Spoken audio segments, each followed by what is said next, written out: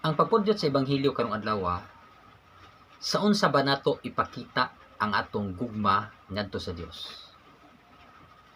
Maigsoon, matag adlaw mamahimo nato nga ipakita ang atong paghigugma ngadto sa Dios pinaagi sa atong pag-ampo ngadto kaniya.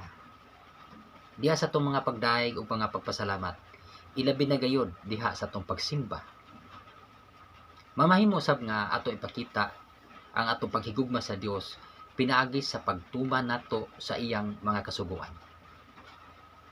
Ang ebanghelyo nato karon, si Kristo nangutana gyud ni San Pedro, Simon, gihigugma mo ba ako? O si Simon Pedro mitubag, oo Ginoo, sayod ka ni ana nga nahigugma ako kanimo. O si Kristo maingon, atiman na ang akong mga karnero. Ang papakita di ay usab o paghigugma nato ngadto sa Dios, pinaagi di ay sa pag-atiman usab nato sa iyang katawhan. Kaya ang katawhan sa Dios kita giisip man niya nga mga karnero. Kung kita mag-amping labi na gyud diha sa tong matirud-anon nga pagpangalagad ngadto sa uban, labi na sa mga nagkinahanglan, usa ka na kamatang sa papakita nato sa paghigugma sa Dios.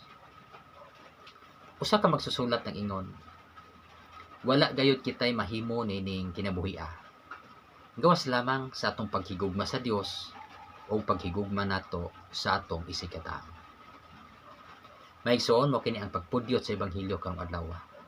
Hinaut-unta nga makabaton kita og tim-us o matud-anon nga pag-alagad sa Dios. Aron sa ingon atong mapakita ang atong paghigugma diha kaniya.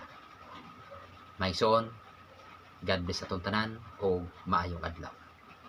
Sa ngalan samahan, Anak o Espiritu Santo. Amen.